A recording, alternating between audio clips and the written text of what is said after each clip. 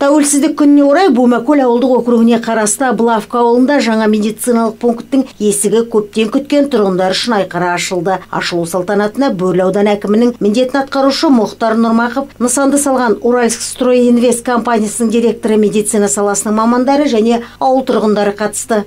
Бұл нысан мемлекет басшысы Қасым-Жомарт Кемелұлы Тоқаевтың тапсырмасына сәйкес ауылда денсаулық сақтауды жаңғырту ұлттық жобасы аясында салынып пайдалануға берілгелі отыр. Бұл жобаның негізгі мақсаты ауылдың тұрғындарының өмір сүру сапасын жақсарту, денсаулығының жақсарту мақсатында жүзеге асырылып жатқан жоба. Баршаңызды бүгінгі осы медициналық пункттің ашылуымен шын жүректен құттықтаймын.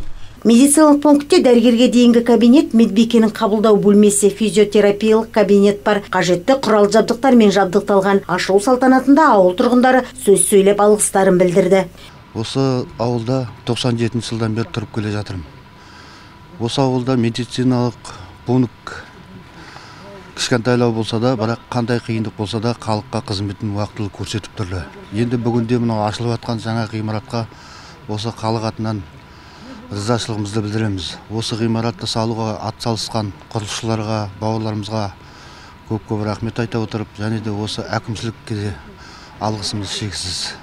Медициналық пункт ауылда денсаулық сақтауды жаңғырту бағдарламасы аясында жүзеге асырылды. Тапсырыс беруші Батыс Қазақстан облыстық денсаулық сақтау басқармасы. Жобаның құны 100 миллион теңгені құрайды. Қыркүйек айында басталған нысан желтоқсанда сәтті аяқталып пайдалануға берілді. Бұған дейін тұрғындар пайдаланып келген медициналық пункт өткен ғасырдың ортасында салынған болатын. Қазіргі жаңа медициналық пункттың ауданы 155 шаршы метрді құрайды. Жайнагүл Жеңісқызы, Азамат Бабағожиев, Қарашығанақ арнасы.